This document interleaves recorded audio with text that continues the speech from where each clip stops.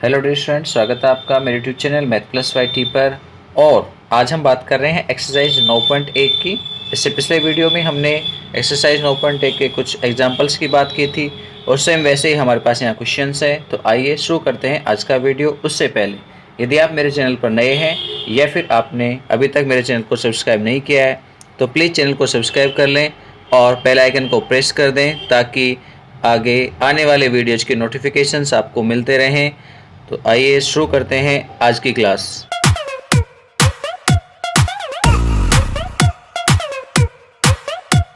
पहला प्रश्न है, कह रहा है दी गई आकृति से बिंदु P, Q, R व S के निर्देशांक ज्ञात कीजिए।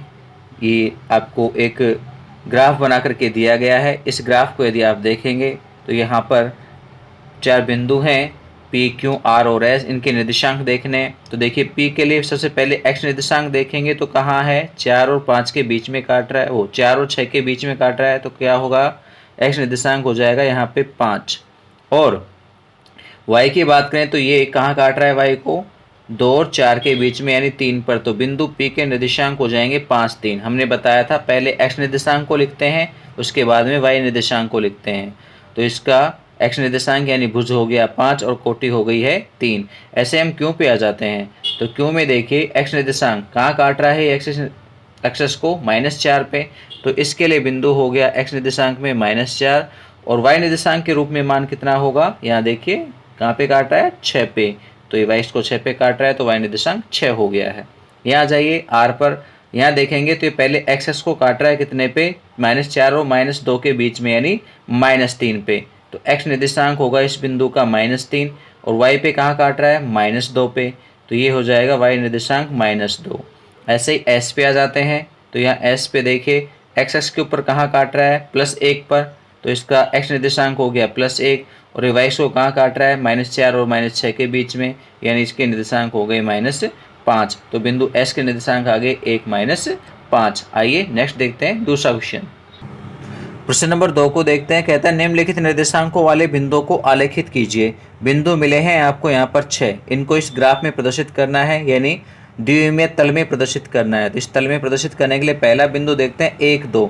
इसमें x निर्देशांक 1 है, y का मान 2 है। तो x का मान 1 कहाँ मिलेगा, 0 से 2 के बीच में 1। और हम इस 1 से ऊपर आगे की तरफ बढ़ेंगे, कहाँ पहुँचेंगे, 2 पर। y निर्देशांक कितना है, +2। तो +2 तक पहुँचेंगे। ये आपस में जहाँ भी काट रहे हैं ये आपके पास बिंदु हो जाएगा और आप इसे कह सकते हो 1, 2। नेक्स्ट पे आ जाइए, -1, 3। x पर -1, -1 कहाँ होगा, एक्सेस के ऊपर 0 से -2 के बीच में। तो यहाँ होगा -1। फिर y निर्देशांक प्लस में 3 है, +3 ऊपर की तरफ होगा। तो हम इस -1 से ऊपर की तरफ बढ़ते हैं, कहाँ तक जाएंगे, 3 तक जाएंगे। 3 कहाँ मिलेगा, 2 और 4 के बीच में। तो यहाँ से 3 की लाइन, ये दोनों यहाँ कट हो रही हैं तो ये आपके पास बिंदु हो जाएगा -1 और 3 हो जाएगा। नेक्स्ट देखिए -2 और -4, x निर्देशांक -2 तो -2 ये रहा और -4 नीचे की तरफ है y में। तो हम -2 पर नीचे आ जाएंगे और इधर से -4 से आगे बढ़ जाएंगे। दोनों जहाँ कट हो रहे हैं वहाँ पे पेंसिल की नोक रखेंगे। ये बिंदु हो गया -2 और -4। तीसरे पे आते हैं 3, -2। नेक्स्ट पे देखें 3, -2, x का मान 3 कहाँ होगा, 2 और 4 के बीच में।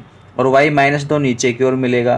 तो हम 3 पे से नीचे की तरफ बढ़ते हैं, कहाँ तक पहुँचेंगे, -2 के सामने तक पहुँचेंगे।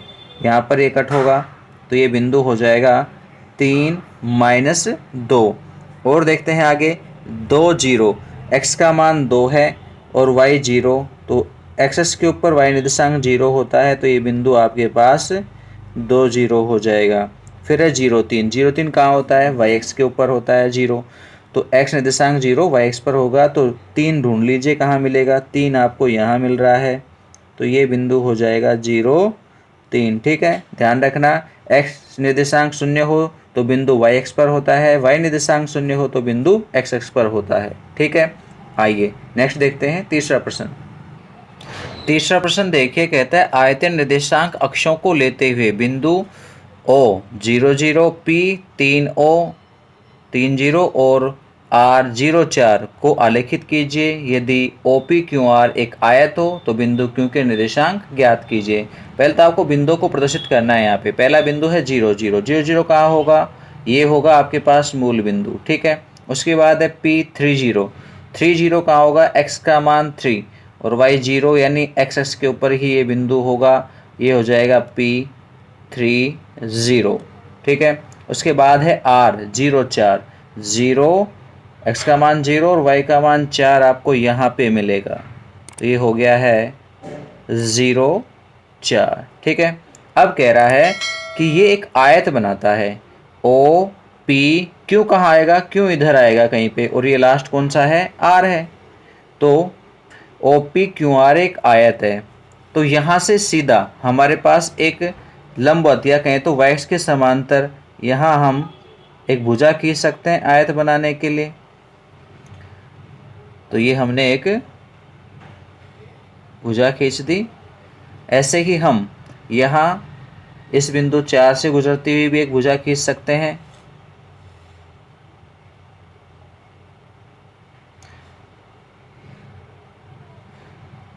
तो ये भुजा हमने यहाँ भी खींच दी है। ये दोनों आपस में कहाँ काट रही हैं, ये बिंदु होगा Q, और इस Q के निर्देशांक लिखेंगे तो देखिए x निर्देशांक तो हो गया 3 और y निर्देशांक कितना हो गया 4, तो Q के निर्देशांक भी आपको मिल गए, ये आयत बन गया आपके पास। नेक्स्ट देखिए चौथा प्रश्न देखिए, कहता है बिंदु -1 0 1 0 1 1 0 2 -1 1 को आलेखित कीजिए और इन्हें क्रम से मिलाने पर कौन सी आकृति प्राप्त होती है ये भी बताना है। तो सबसे पहले देखिए पहला पॉइंट है वो है -1 0, x की वैल्यूज -1 और y 0 होता है x एक्स पर, तो पहला बिंदु होगा ये, ठीक। नेक्स्ट क्या होगा, आप चाहें तो इसे लिख भी सकते हो यहाँ पे -1 और 0। नेक्स्ट है 1 0, x का मान 1 है और y का मान 0 है, तो यही बिंदु होगा x एक्स के ऊपर ही, ये है 1 0। नेक्स्ट आपके पास 1 1 है, x का मान 1 और y का भी 1, दोनों आपस में कहाँ आके क्रॉस करते हैं, वो बिंदु ये है, आप इसे लिख सकते हो 1 1।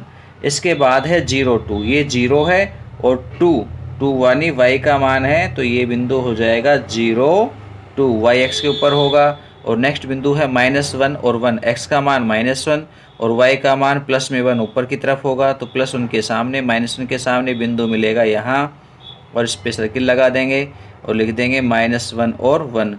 ये तो हमने सारे आलेखित कर दिए। आगे कहता है कि इनको क्रम में मिलाने से कौन सी आकृति मिलेगी, तो हम इन सभी को क्रम में मिला देंगे। तो हमने इन सभी को मिला दिया है। मिलाने पर देखिए क्या कैसी आकृति बनी, एक भुजा, दूसरी भुजा, ये तीसरी भुजा, ये चौथी भुजा और ये कौन सी बन गई, पांचवी भुजा। तो ये एक पंचभुज है, क्या है, दी गई आकृति एक पंचभुज है। तो लिख सकते हैं हम इस चीज को कि बनी हुई आकृति एक पंचभुज है।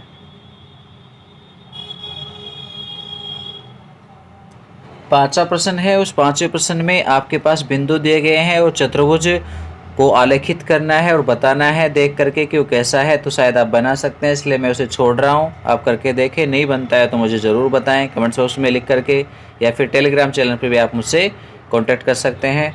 आइए नेक्स्ट देखते हैं। छठा प्रश्न कह रहता है निम्नलिखित बिंदुओं के मध्य की दूरी ज्ञात कीजिए, -6 7 और -1 -5। इसे सोल्व करने के लिए हमें चाहिए क्या, दूरी सूत्र। हमने दूरी सूत्र पढ़ा था दूरी निकालने के लिए, तो हम दूरी सूत्र को काम में लेंगे।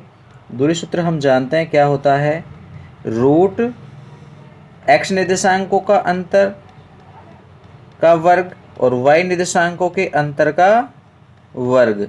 तो यहाँ आपके पास दो बिंदु हैं, मान लीजिए एक A है और दूसरा B है, तो आपके पास दूरी AB आ जाएगी रूट, आप इनके बिंदुओं का अंतर निकाल लीजिए। -6 में से आप घटा दीजिए -1, हमने बताया था माइनस की संख्या को घटाएंगे तो चिन्ह बदल जाएगा, तो +1 होके होल स्क्वायर हो जाएगा। प्लस 7 में से हम घटाएंगे -5, -5 को घटाने पर चिन्ह बदल जाएगा, +5 हो जाएगा।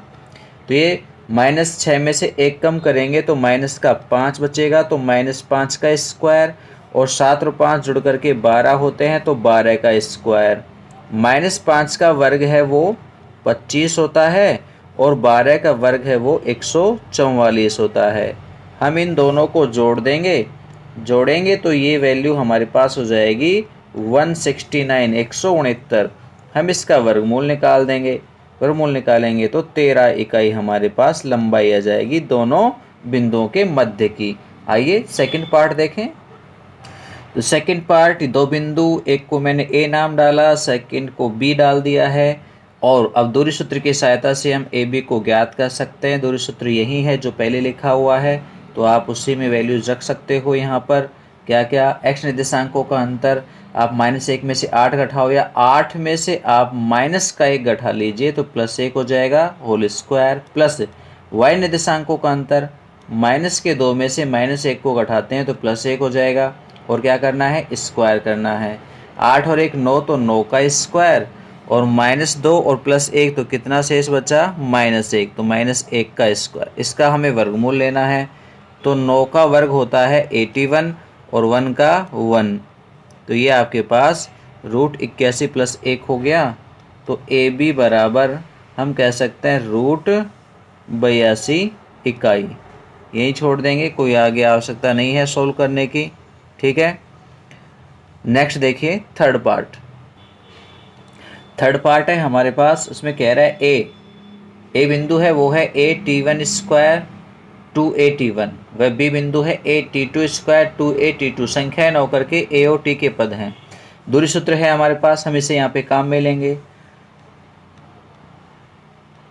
तो ए बी इक्वल टू, दूरी सूत्र को अप्लाई करेंगे, एक्स निर्देशांकों का अंतर a_t1² में से घटा देंगे a_t2², और इसका कर देंगे वर्ग, प्लस y निर्देशांक है 2a_t1 और इसमें से दूसरा y निर्देशांक 2a_t2 माइनस कर देंगे और इसका वर्ग कर देंगे यानी स्क्वायर कर देंगे।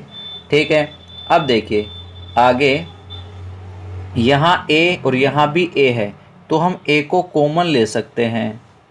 तो यहाँ से हमने a कॉमन लिया, इन दोनों पदों में से स्क्वायर हो रहा है इसलिए स्क्वायर हो जाएगा, यहाँ से बचेगा t1² और यहाँ से बच जाएगा माइनस में t2²।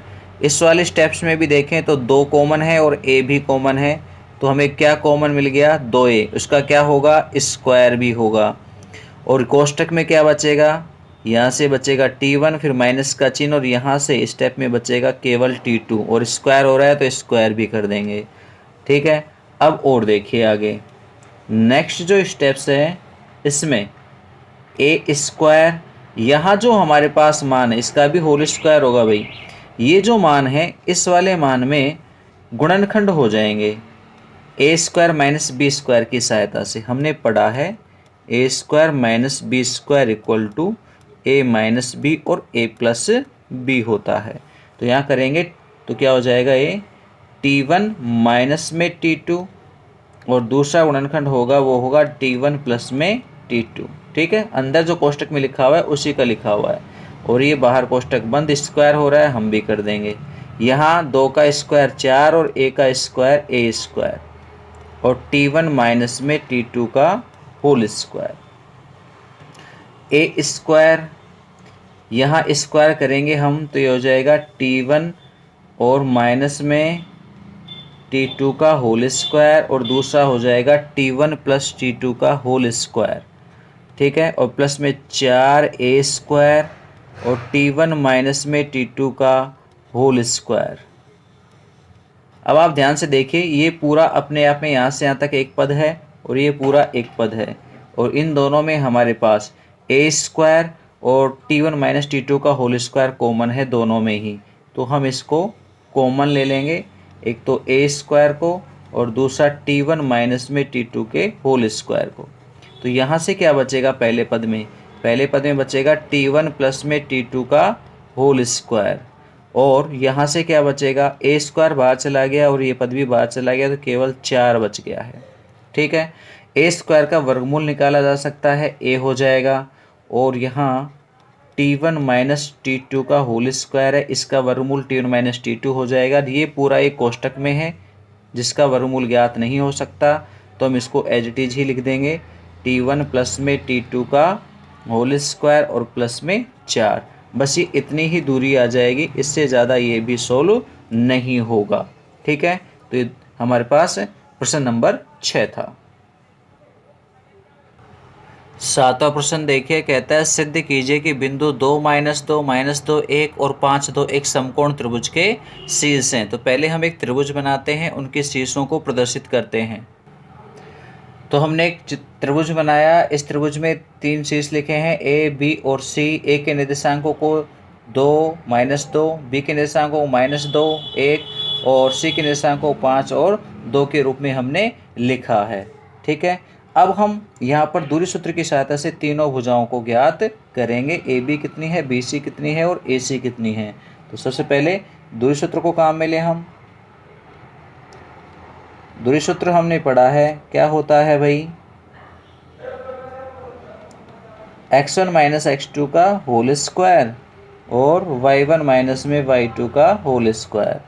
ठीक है, अब सबसे पहले हम भुजा निकालते हैं ए बी। ए बी भुजा कितने की होगी, ए और बी बिंदुओं के बीच की दूरी यहाँ निकाली जा सकती है। 2 में से घटाएंगे -2, -2 घटाएंगे तो चिन्ह बदल के हो जाएगा +2, और स्क्वायर करना है तो स्क्वायर भी कर दिया है। y निर्देशांकों की बात करें तो -2, उसमें से घटाना है 1 तो 1, और स्क्वायर करना है तो स्क्वायर। ये कितना हो गया हमारे पास मान, 2 और 2 4, तो 4 का स्क्वायर, और -2 -1 कितना हो गया, -3, तो -3 का स्क्वायर। ठीक है, अब देखिए 4 का वर्ग होता है 16 और -3 का स्क्वायर होता है 9। तो हमारे पास ए बी भुजा है, उसकी लंबाई आ जाएगी √25, जिसे हम कह सकते हैं 5 इकाई, या आप √25 भी छोड़ सकते हो। यहीं सेकंड पे आ जाइए। सेकंड हम निकालते हैं बी सी। तो बी सी क्या होगी, बी सी इक्वल टू वही एक्स निर्देशांकों के अंतर का वर्ग और वाई निर्देशांकों का अंतर का वर्ग।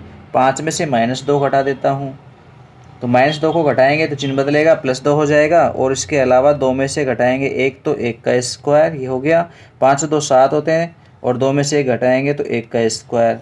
7 का वर्ग होता है 49 और 1 का वर्ग 1, तो ये टोटल कितना हो गया है, √50 इकाई।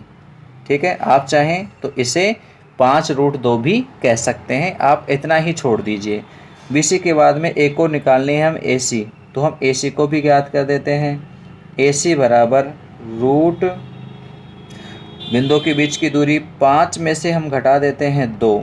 ठीक है, x निर्देशांकों का अंतर 5 - 2, इसका होल स्क्वायर। y निर्देशांकों का अंतर 2 में से घटा देते हैं -2, तो चिन्ह बदल के +2 हो जाएगा, और इसका स्क्वायर। फर्स्ट में कितना बचा, 3 बचा, तो 3 का स्क्वायर। नेक्स्ट में कितना बचा, 4, तो 4 का स्क्वायर। तो ये हो गया 9 और 4 का 16, टोटल कितने हो गए हैं, 25। ठीक है, या फिर आप इसे 5 इकाई भी कह लीजिए, नहीं तो 25 भी छोड़ दीजिए। ये तो हमारे पास ए बी बी सी और ए सी के मान आ गए। इनमें से सबसे बड़ा मान कौन सा है, सबसे बड़ा है √50 है। तो देखिए चूँकि बी सी है, इसका स्क्वायर करें हम तो बी सी स्क्वायर कितना मिलता है, √50 का स्क्वायर 50। हम इसको समीकरण 1 लिख देते हैं। बाकी 2 भुजाएं और भी हैं, पहली है उसमें से ए बी, तो ए बी का स्क्वायर, और दूसरी है ए सी, तो ए सी स्क्वायर, और दोनों को जोड़ देंगे।